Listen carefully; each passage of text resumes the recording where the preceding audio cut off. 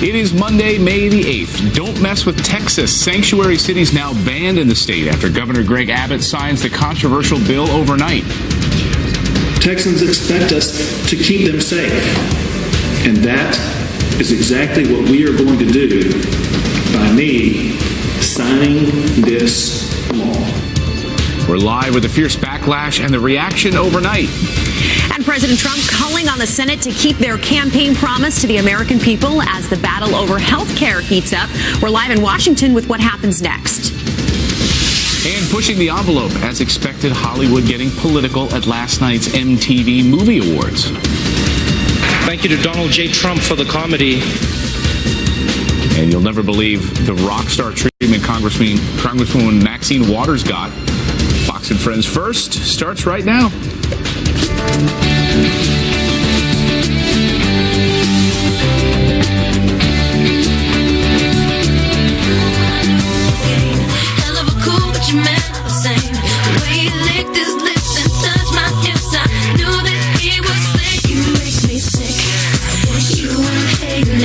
MTV was still around? No, I had no idea. I was saying, what channel do we find that on? These young kids speak of. They don't even have music on that channel anymore. It's not like reality shows. Oh, well, good morning. You are waking up to a shot outside of our avenue here on 6th, our shot outside on 6th Avenue of our studio. You're watching Fox and Friends First on this Monday. I'm Jackie Ibanez. Good morning, everyone. She was up late watching the MTV Movie Yes, I Awards. was. Looking for which channel it was on. Well, you're never going to find it. I'll send you the tape on the DVR. Thanks, everyone, for starting your day with us. We want to get right to this. Obamacare is dead. President Trump using Twitter to put brand new pressure on lawmakers to pass the new GOP health care bill. And Griff Jenkins live from Washington with new reaction as the plan makes its way to the U.S. Senate. Good morning, Griff. Hey, Jackie and Clayton, good morning. As the battle over health care moves to the Senate, President Trump wasted no time kicking off the debate early Sunday with this tweet saying, quote, Republican senators will not let the American people down. Obamacare premiums and deductibles are way up. It was a lie and it's dead. House Speaker Paul Ryan weighed in on ABC's This Week saying it's mission critical because the system is collapsing. The law is collapsing. It's not working. You can't get health insurance in these places, whether you have a pre-existing condition or not. And so what we're trying to do here, George, is step in the front of this collapsing law and make sure that we can have a system that works, a system with choice and competition and affordable premiums. Senate Majority Leader Mitch McConnell says they're in no rush to do this, and they're starting from scratch to ensure that they get it right. Already, some Republicans voicing concerns, like Senators Lisa Murkowski and Susan Collins, over the House bill language. And it's important to note that the GOP has a slimmer majority in the Senate, can only afford to lose 2 votes to pass a bill. Democrats, meanwhile, slamming the bill. Dianne Feinstein saying it creates unpredictability. I'm really very worried that in the rush to judgment, we create a major health care problem for people. And we lose a lot of jobs in so doing, and we create a whole atmosphere of unpredictability. Now, we don't have a timeline, guys, for when the Senate begins taking this up, but it's fair to say this is going to be a tougher fight than it was in the House, and it could be months rather than weeks when we actually really see how the GOP plans to finally repeal and replace Obamacare. Months? I thought Congress moved fast, Griff. That's a shock. What universe, Clayton? Yeah, I don't know. I'm in my dreams. Your universe. Thanks, Griff. Thank you. Well, that brings us to look who's talking this morning. And this morning, White House Chief of Staff Reince Priebus doubling down, saying the president will take care of those with pre-existing conditions. We also believe that it's up to the Senate if there are improvements to be made to make those improvements. Now, I talked to 6 out of the 12 members of that Senate committee yesterday. The working group, including Leader McConnell and others. And everyone is excited and ready to go to work and take the time necessary to look at the bill, make improvements where they need to be made, and then the bill will be brought back for conference, making sure that if you have a pre-existing condition, this president is not going to let you down. We believe this is going to be a better product, and by the time that people see that the premiums are lower, it's a better service, there are more options, more choices, they're going to reward the Republicans that stood up and said, we're not going to see the Obamacare system, which is failing and collapsing, continue any longer. We're going to do something better, and we're going to do our job as legislators to get this thing done. And a Fox News alert for you this morning. More provocation from North Korea, the rogue nation now detaining a fourth American citizen. State media there accusing a professor of unspecified acts of hostility. Kim Hak-song, now the second American teacher to be detained while working at a university in Pyongyang. The latest arrest makes 4 Americans detained in North Korea, including American tourist Otto Warmbier, currently serving a 15-year hard labor sentence. A win in the war on terror for the Trump administration. The Pentagon just confirming the leader of ISIS in Afghanistan killed in an elite special forces operation, Abdul Hasib, who was the target of last month's raid behind several bloody attacks. 2 U.S. Army Rangers, Cameron Thomas and Joshua Rogers, you see both of them there, also killed in the terror takedown operation. In a big day ahead on Capitol Hill, fired acting U.S. Attorney General Sally Yates set to testify at a Senate hearing on Russia's alleged election interference, and she's expected to recount her warnings to the White House regarding former National Security Advisor Michael Flynn's ties to Russia. This is the first time that Yates is speaking publicly after being fired by President Trump for refusing to defend an executive order. And MTV and TV Movie Awards making sure viewers got a healthy dose of politics. Maxine Waters, the Democratic congresswoman calling for President Trump's impeachment, getting a standing ovation before presenting the award for Best Fight Against the System. That's actually an award category. That award going to the film Hidden Fences. But it didn't stop there. The Daily Show host Trevor Noah delivering a dig at President Trump in his thank you speech after winning the Best Host award. Thank you to Donald J. Trump for the comedy.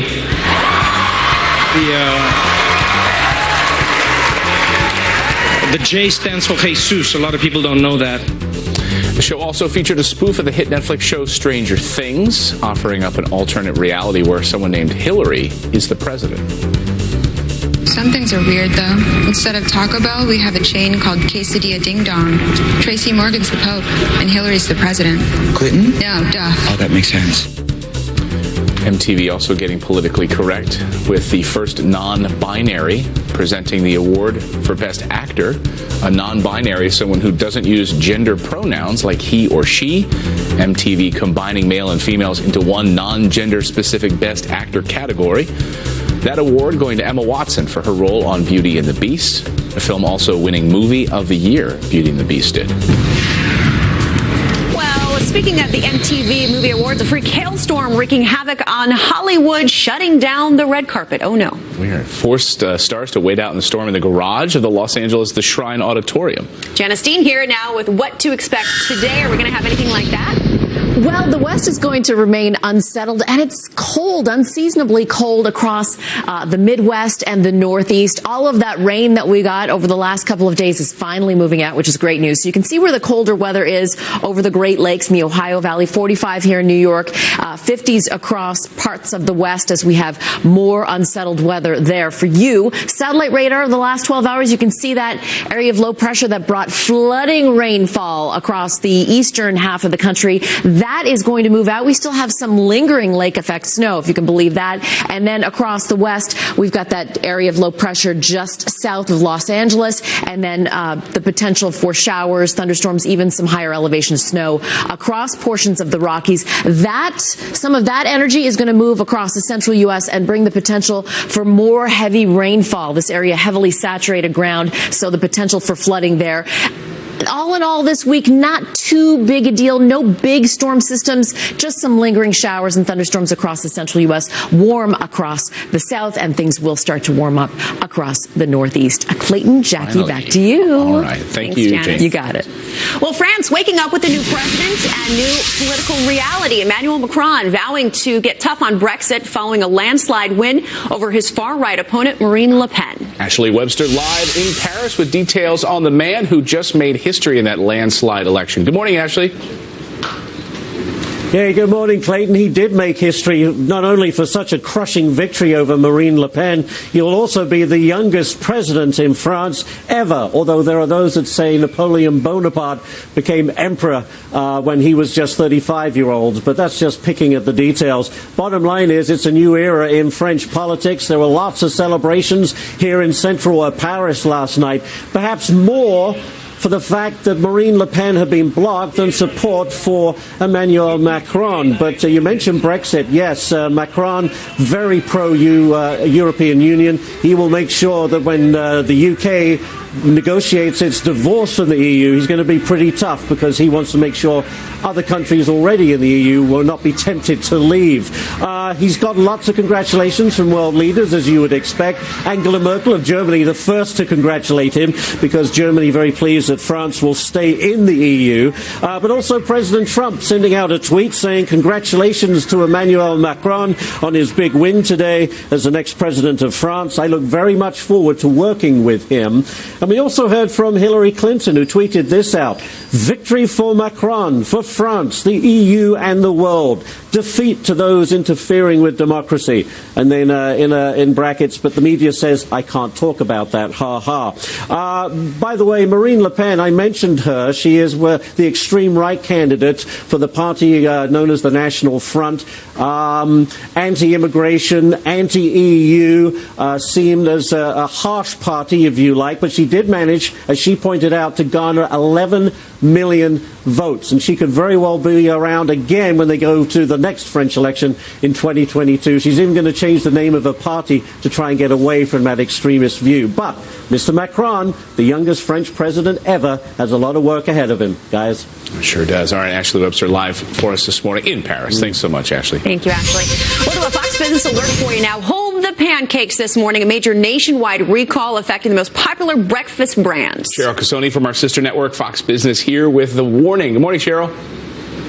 Well, good morning, guys. Listeria concerns has forced a New Jersey-based food company to recall Aunt Jemima frozen pancakes, waffles, and French toast. Pinnacle Foods said it has confirmed small amounts of Listeria in the manufacturing environment, but no illnesses have been reported. They are currently notifying distributors here in the U.S. and Mexico.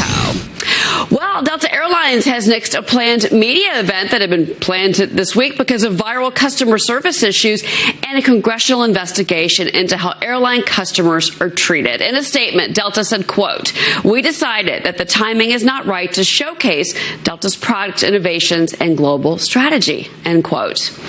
Well, it was a win for Guardians of the Galaxy Volume 2 over the weekend. The space story of a band of misfits brought in $145 million, a 54% jump from the original's debut just 3 years ago.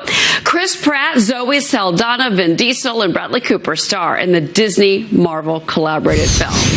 And finally this, 2 million teenagers may soon start getting their allowances digitally. A new company, Current, is offering parents prepaid Visa debit cards, and it's not chump change. It is estimated affluent teens get $100 a week or $6,000 annually. There is a catch, though. Parents can monitor how they spend it. Maybe as it should be. Guys, back to you. How do you feel That's about it? outrageous. 6,000 a year? Well, just the idea of not even seeing it. Take a look at this last night. Maybe you stayed up late, an all-nighter on the baseball field. The New York Yankees and the Chicago Cubs playing a marathon 6-hour game, finishing up just a few hours ago after 18 innings. That's 2 baseball games in one if you're doing the math at home. The team's breaking a record in the process, combining for a whopping 48 strikeouts. The Yanks winning 5-4, putting the game away with, you guessed it, a strikeout. So there's some kids there, too. They're like 3 in the morning, the kid, like 8-year-old, 6-year-old. That's some nice parenting right there. You know what? Or not, they're not going to school today.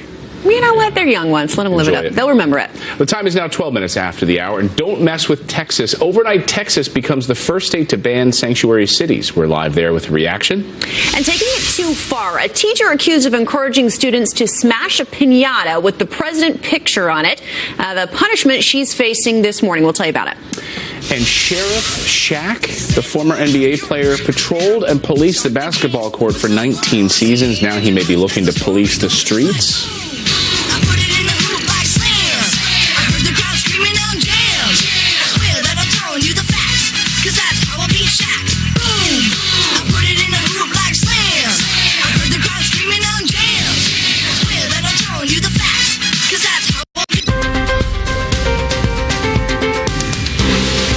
I'm Dr. Manny. I'm here to answer your questions. Cataracts are an aging of the human lens in the eye. Eventually, it will affect all of us. Here's a question from a viewer. Dear Dr. Manny, is there any way I can prevent cataracts from forming in my eyes? Thanks. Thanks for your email. Cataracts are a treatable condition, but not one that you can prevent. There are different types of cataracts, and some can take decades to form. People of all ages can get cataracts, but they usually become more prevalent in your 50s and 60s. If left untreated, you can lose your vision and go blind. So it's important to see an ophthalmologist if you have any of these symptoms. Loss of vision of any kind, trouble reading, difficulty driving at night. Treatments include removing the diseased lens and replacing it with a new one. The surgery can be done with laser to increase accuracy. You may still need reading glasses depending on which lens you choose. Do you have a health question? Email them at drmanny@foxnews.com. Until next time, I'm Dr. Manny.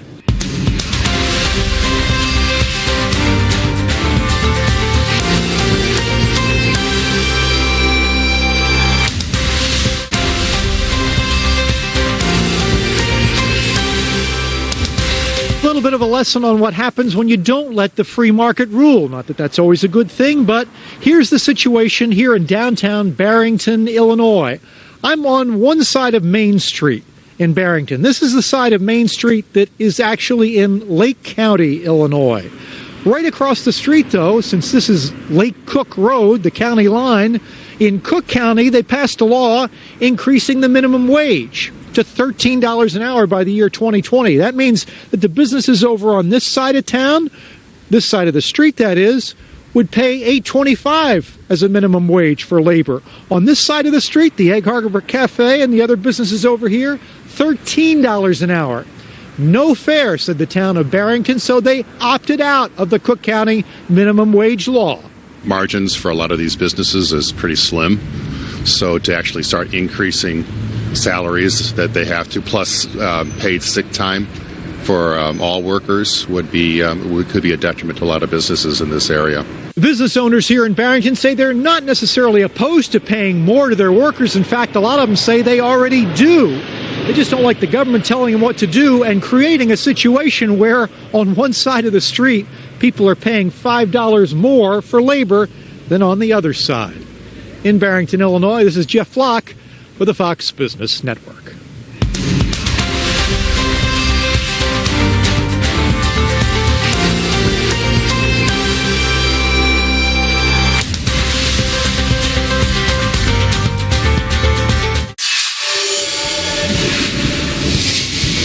It's now 15 after the hour. Did she go too far? That's a question jurors will be asked today as a white Tulsa police officer goes to the trial for killing an unarmed black man last year. Fired! Prosecutors say Officer Betty Shelby overreacted when she shot Terrence Crutcher. Shelby says Crutcher was acting erratically, like he was on drugs. Tests show that Crutcher was high on PCP at the time of the incident. She says she fired when he appeared to reach for a gun, but none was found. Officer Shelby faces first-degree manslaughter charges. Well, breaking new ground to keep America safe again. Texas, now the first state of the nation to ban sanctuary cities. This as President Trump's immigration executive order on foreign travel faces brand new challenges. Marianne Rafferty is live in Los Angeles. Very latest on the immigration crackdown. Nice to see you this morning, Marianne. Good morning, Clayton. Well, it's all about restoring law and order. Texas Governor Greg Abbott signing a bill banning sanctuary cities, the first state to do so under the Trump administration.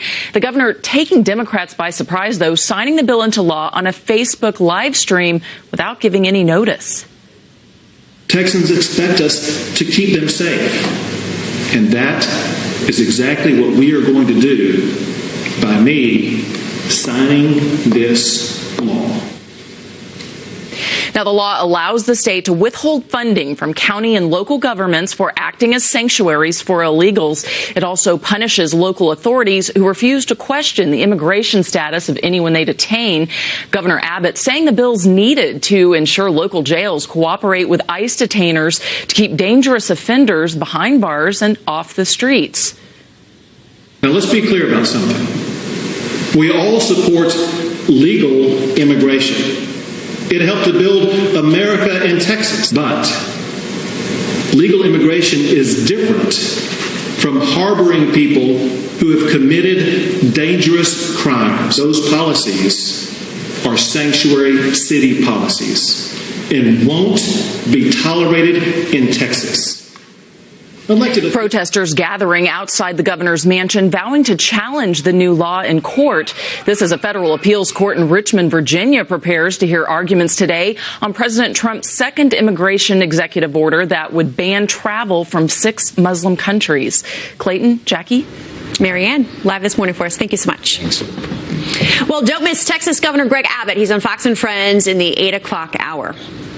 Well, outrage this morning after the Sacramento City Council approves hundreds of thousands of taxpayer dollars to protect illegal immigrants from being deported. The backlash was instant.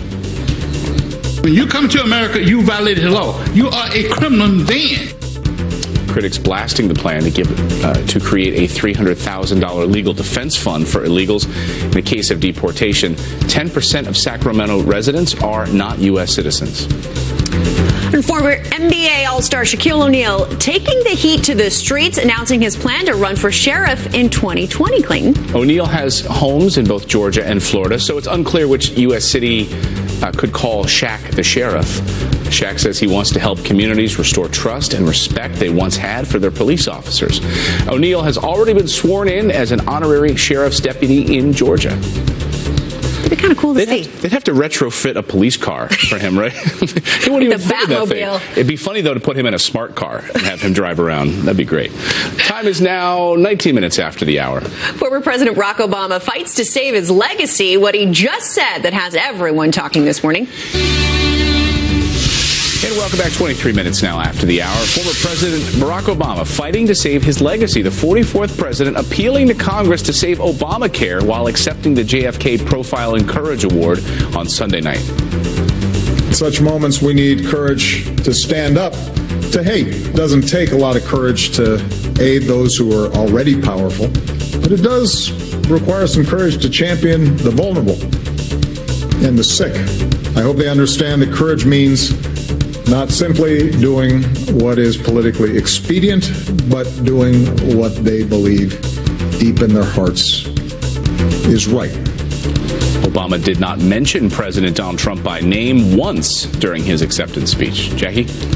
Clayton, liberals ramping up their use of foul-mouthed rhetoric to slam Republican policies. The latest, California Senator Kamala Harris using profanity to bash the GOP's health care reform bill. You might as well say, well, people don't starve because they don't have food. Nice and classy there. It comes on the heels of some expletive-laced speeches from new DNC Chairman Tom Perez. I don't care because he doesn't give a because this is a budget. Those Republican leaders and President Trump don't give a. All right, well, refusing to apologize, he's not going to do it. Instead, mocked critics of his salty language. Well, President Trump following through on another campaign promise, signing his 34th executive order late last week on religious freedom. But what happened next is something Fox News radio host Todd Starnes calls ironic. He joins us now with his one-minute commentary. Hey, good morning, Todd. And good morning. You know, on Thursday, President Trump made this promise to the nation. We will not allow people of faith to be targeted, bullied, or silenced anymore. We will never, ever stand for religious discrimination. But the following day, Mark Green, President Trump's nominee for Secretary of the Army, withdrew his nomination. I'm not going to pull any punches here, folks. Dr. Green was bullied and silenced by a militant mob of gays, Muslims, and Democrats. Sources tell me Dr. Green was pressured to step aside, and that pressure may have come directly from the White House. Dr. Green is a West Point graduate, a decorated Iraq War veteran, a good and decent Christian man. But despite his impeccable military credentials, Dr. Green was deemed unsuitable because he believes, among other things, that people should use bathrooms that correspond with their God-given plumbing. How many more people of faith must be sacrificed on the altar of political correctness? Apparently, it's not good enough to pledge allegiance to the American flag. These days, you also have to pledge allegiance to the rainbow flag. So I call on the White House to reinstate Dr. Green's nomination. Stand up to the bullies, Mr. President. Back to you. All right, Todd, thanks so much. Thanks. It's now 26 after the hour, the fight of her life. Listen to this. A little girl takes on that gator right there, and she wins. How she made it out of that situation alive. And remember when Obamacare architect Jonathan Gruber said this? Lack of transparency is a huge political advantage. And basically, call it the stupidity of the American voter or whatever. Well, he just said something else controversial, and it's not sitting well with Trump supporters. Live look here in New York City, where we're still dealing with some of these colder temperatures, 45 degrees. Janice says, though, it's on the way out. It's going to get warmer. I love working in New York City. It makes me feel alive. I'm from Utah, so this is a dream. So beautiful. When Utah is asleep at this hour, New York City is always awake. Always awake. Good morning, everyone. You're watching Fox and Friends First. I'm Clayton Morris. And I'm Jackie Abanias. We're awake here for you. It's now 30 after the hour. Obamacare is dead. President Trump taking to social media the stage encouraging lawmakers to pass the new GOP health care bill. And Griff Jenkins joins us live in Washington with a new reaction from both sides of the aisle as the new plan moves over to the U.S. Senate. Good morning, Griff. Hey, good morning, Jackie and Clayton. As the battle moves over to the Senate, President Trump sent it along with this tweet on Sunday morning. Republican senators will not let the American people down. Obamacare premiums and deductibles are way up. It was a lie, and it is dead. Well, it's not dead yet, but the process begins this week on a Senate version. Majority Leader Mitch McConnell says they're in no rush to do this, and they're starting from scratch to ensure that they get it right. White House Budget Director Mick Mulvaney reminds us how this all works. We remember Schoolhouse Rock when we were kids, and I'm just a bill. Yes, I'm only a bill. And we're going to go through that process. Is it ugly? Maybe. Is it slow? Yes, but it's the right way to do it, and it's how we're going to handle this bill. This is going to be an uphill battle. Already, some Republicans voicing concerns like Senators Murkowski and Collins over the language in the House bill. And it's important to note that the GOP has a slimmer majority in the Senate and can afford to lose only 2 votes to pass anything this time. They're also somewhat limited to the changes they can make under reconciliation. Democrats, meanwhile, slamming the bill. Dianne Feinstein saying it creates unpredictability. I'm really very worried that in the rush to judgment, we create a major health care problem for people. And we lose a lot of jobs in so doing, and we create a whole atmosphere of unpredictability. So, no timeline for when the Senate takes this up. We expect it to be months, not weeks, and it's going to be a tough fight. And finally, I'm not sure Schoolhouse Rock thought Washington would be this difficult when they made that. Maybe an updated version is needed. Yeah, and that was the 1970s, right? Yeah. Thank you, Griff. A bit easier then. Thanks, Griff. Well, President Trump now getting blamed for the spike in Obamacare costs. Obamacare architect Jonathan Gruber pointing his finger at President Trump for the rising cost of the health care policy he helped create. Look, and whose fault is this? Before President Trump was elected, there were no counties in America that did not have an insurer. Since President Trump's been elected, and massively... Wait. You're going to blame the problems with Obamacare on President Trump? We had a situation under Obamacare where there was a one-time premium increase last year that made up for the fact that insurers massively underpriced in the first 2 years. And the problem was fixed. Insurers' positive profits were trending positively. Insurers were saying positive things about their ability to stay in the exchange and succeed. Then you have a president who comes in, undercuts open enrollment, doesn't honor the obligations this law makes to insurers. All right. And as a result, premiums are going up and insurers are exiting. You can look at the quotes from insurers themselves. By undercutting open enrollment, Gruber is actually referring to President Trump pulling aides for the sign-up deadline. Gruber, the same architect who called the American people stupid. Nice. Well, in just hours, President Trump will begin reshaping the federal appeals court. Our commander-in-chief announcing a slate of conservative nominees today, including Justice Joan Larson for the 6th Circuit and Justice David Strauss for the 8th Circuit. Both serve on the state Supreme Courts. There are more than 120 openings to fill on the lower federal courts. All right, Clayton, listen to this. A 10-year-old girl miraculously survives after fighting off an alligator attack at a lake in Orlando. This is amazing. The girl in a 2-foot deep swimming area when the 9-foot gator grabbed her. She poked the 9-foot gator's nose, then pried its mouth open to free her leg. Her father says that she knew how to save herself thanks to a visit to Gatorland theme park. She suffered several puncture wounds, but will be okay. That is unbelievable. And nearly 100 people evacuated in Georgia out of control of wildfires there that scorched Florida-Georgia border, that is. Flames shooting into the air, huge clouds of smoke lifting visibility as the inferno continues to grow. 11,000 acres have been impacted in the last 2 days alone. This Florida nature preserve in Pasco County burnt to a crisp. The wildfire started by lightning in the beginning of April in the national forest there and a wildlife refuge. Some major flooding concerns across the central part of the country this morning as a new threat moves in later this week. Janice Dean is live in the Weather Center tracking all the latest. Good morning, Janice. Good morning, Clayton. Yeah, not only the threat for flooding, but cooler temperatures, freeze advisories for parts of the Ohio Valley and the Northeast. We had this area of low pressure that brought tons of rain over the weekend, the same area of low pressure that brought the flooding threats across the Midwest. Look at the freeze advisory still up until around 9 a.m. local time. So there's our area of low pressure that's going to kind of linger here, bringing those cooler temperatures for much of the work week. But the forecast today, for the most part, aside from the fact that we've got cooler than average temperatures, better weather indeed in terms of wet weather, looking good across the south. And then we do have another round of storms moving in this week. But for now, not too bad across the Midwest. Clayton and Jackie, back to you. Thank you, Janice. You got it. Well, France waking up with a new political reality after electing a brand new president. Emmanuel Macron vowing a tough stance on Brexit following a landslide win over his far-right opponent, Marine Le Pen. Ashley Webster live in Paris this morning with details on the man who just made history. Hey, Ashley.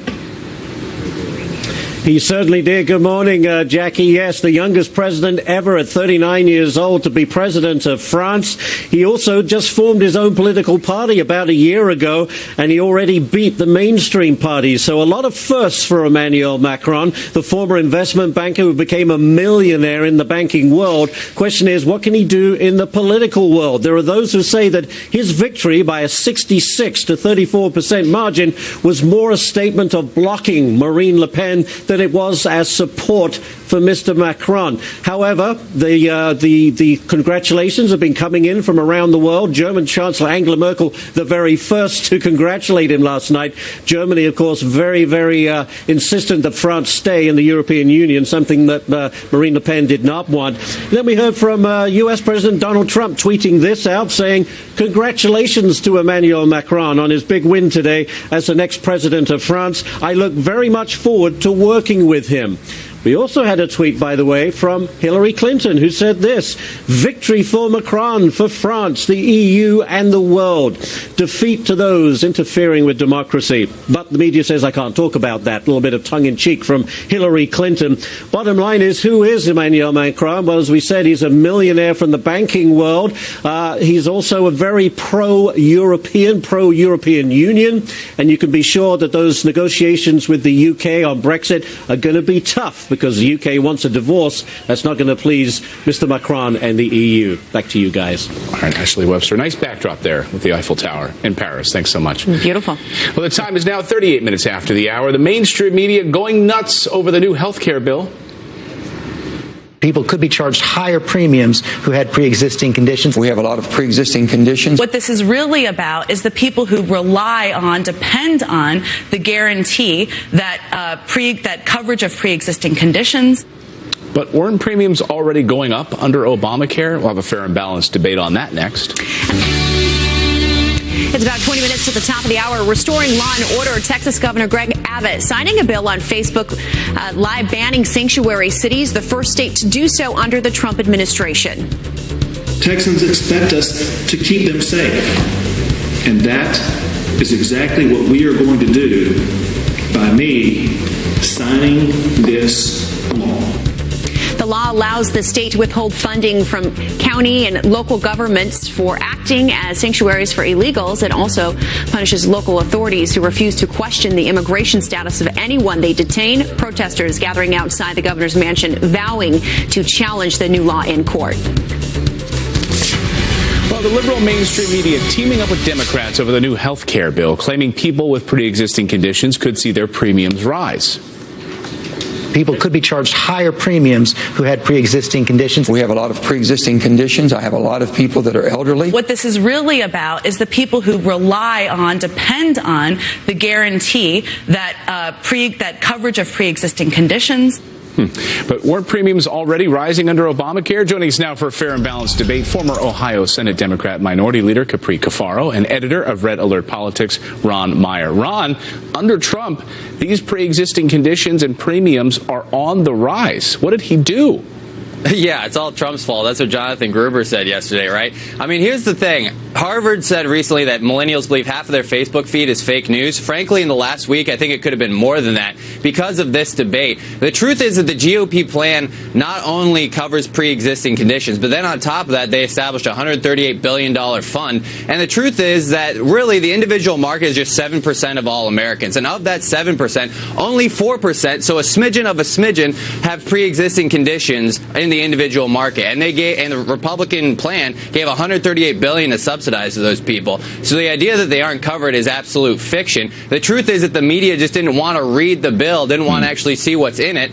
And frankly, if they did, they'd see that this actually does take care of pre-existing conditions. But what it doesn't do is make everyone else pay for them. And that's the problem with Obamacare. Everyone else's fees and costs and healthcare premiums are going up. And what the Democrats don't want to talk about, and what the media doesn't want to talk about, is that this GOP plan actually lowers premiums and costs. Capri, you don't want to talk about this. You heard Ron. You don't want to talk about this. That's absolutely false. And I will tell you that I am the no-spin zone when it comes to this issue. I'm a licensed social worker that was trained in a level 1 trauma center. I spent my entire adult life in health policy and authored Medicaid reform in Ohio with a pretty, market-based approach, frankly, to lower cost. Here is the true issue. Yes, the Affordable Care Act or Obamacare is not a perfect plan. And in some states and in some instances, yes, premiums have increased.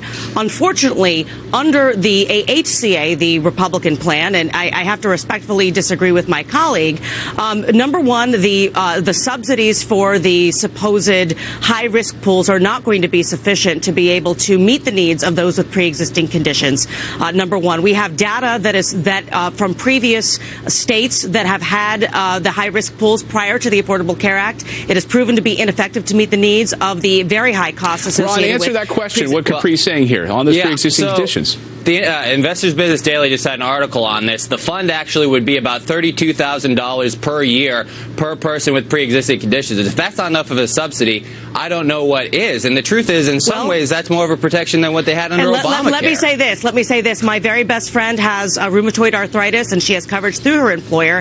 Had she not had coverage through her employer, she needs infusions every single month that cost $22,000 in order for her to continue to work and keep rheumatoid arthritis at bay. That's a month, not a year per person. There are a lot of realities here. In addition to that, the elimination of the community rating that stabilizes those out-of-pocket costs for those with pre-existing conditions would go away.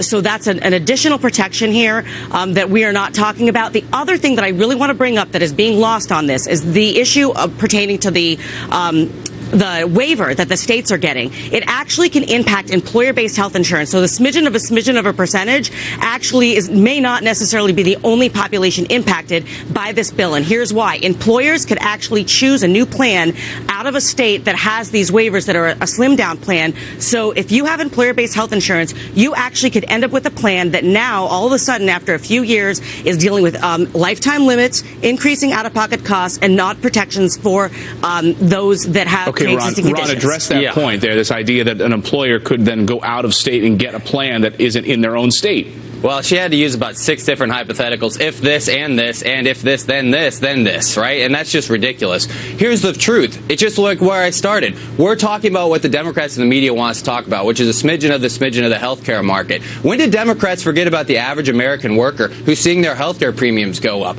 And the reason why they've forgotten about them is because this plan is going to bring down their premiums. This plan is not perfect. In fact, Rand Paul is a great addition to put in buying groups that would bring in premiums down even further, especially for those with pre-existing conditions, and I think that should be added in the Senate. But the truth is, why did we stop talking about bringing down costs for Americans? We have the most expensive health care in the world. I totally agree with you. I totally agree with you. The way that we structure premium support actually does less than more. You're not going to get as much bang for your buck under the Republican plan. We need to focus on wellness, increasing access by improving health outcomes, which reduces cost, and pay for performance. Well, I'm glad we solved health care this morning. Capri, Ron, great to see you this morning. Thank you. The debate continues. Thanks so much. All right, let's check in now on Fox and Friends to see.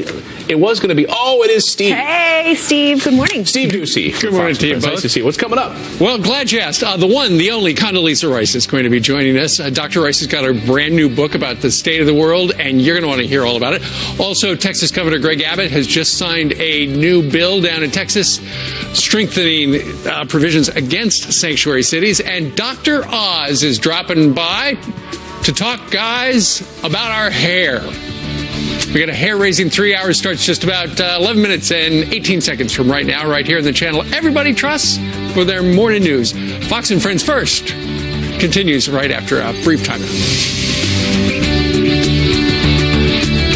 Barack Obama Exposed, a new tell-all biography that pulls no punches on his scandals and secrets. Author David Garrow with details on Tucker Carlson Tonight.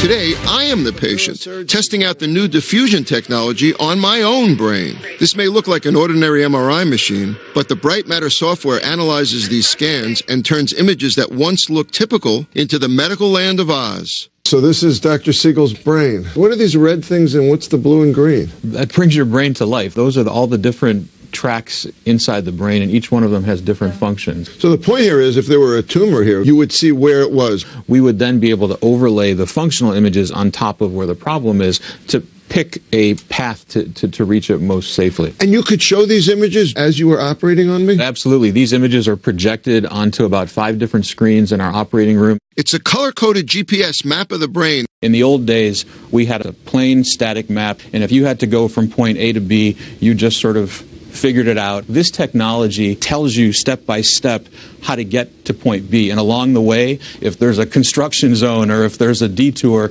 it tells you well in advance where you should be going. And at the end, you have confirmation that you got there successfully. It's giving new hope to what were just recently dire situations.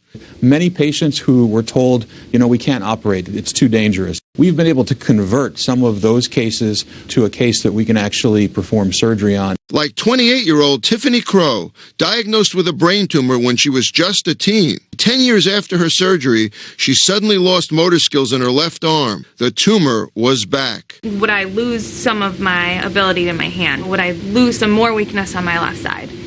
So that was the scary part. A lot of people don't realize how important they are until they're gone. You can't just put your hair up in a ponytail. You can't zip your jacket. You can't tie your shoes. Tiffany's neurosurgeon, Dr. Ian Lee, knew this new color-coded technology was essential for a successful surgery. In Tiffany's case, we knew that the tumor was very close to her motor fibers, and so we had to be extra cautious. By knowing where the white matter tracks are, it really does give us a very good idea of where the danger lies. And now?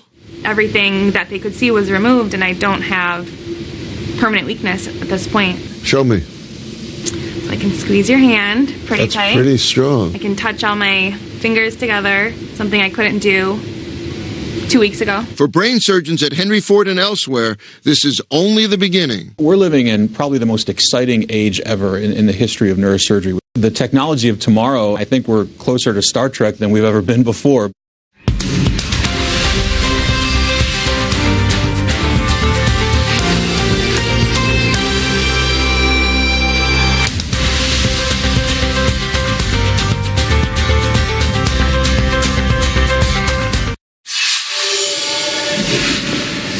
Welcome back. A big day on Capitol Hill. Hours from now, fired acting U.S. Attorney General Sally Yates will testify at a Senate hearing on Russia's alleged election interference. Our very own Kristen Fisher is live from the White House with what to expect. Hey, Kristen. Hey good morning, Heather and Clayton. Well, most people remember former acting Attorney General Sally Yates as the person who was fired by President Trump for not backing his first travel ban. But today, she's going to be testifying about something totally separate. Today, she's going to tell Congress about her version of what happened in that January meeting with White House counsel Don McGahn. Now, Yates is expected to testify that in that meeting, she warned the White House in no uncertain terms that former National Security Advisor Michael Flynn was radioactive, that Flynn had lied about his contacts with the Russian ambassador, and that he was now seriously vulnerable to blackmail. All of this, of course, ultimately led to his resignation, but not until about 3 weeks later. The White House admits that Yates had warned them about Flynn, but they described the meeting as a bit more of a heads up. Yates says it was much more than that. Either way, though, here you have the Russia investigation once again taking center stage on Capitol Hill at a time when President Trump would prefer to be enjoying all of the good vibes that came from his first big legislative win on health care just last week. Heather and Clayton? Thanks, Kristen. Well, school district doing damage control after a teacher accused of celebrating Cinco de Mayo by letting students smash a piñata with President Trump's picture on it. That teacher now on paid administrative leave as an investigation begins today. Jackie? And a school, Clayton, too poor to buy students' textbooks, spent thousands sending the faculty across the country on a lavish trip to Disneyland in California. And guess who paid for it? Yep, the taxpayers. Kimberly Swanson is a principal at Life Sciences Secondary School in New York City. The New York Post exposing the $15,000 vacation splurge she and her staff members enjoyed thanks to your money. No comment from Swanson or the school this morning. Well, the time is now 54 minutes after the hour. Tense moments at Talladega. The one wrong move this driver made that caused a massive pileup on the track. And they're the ones you call when you need help. But these officers had no idea they'd be asked to do this. The photos you need to see this morning.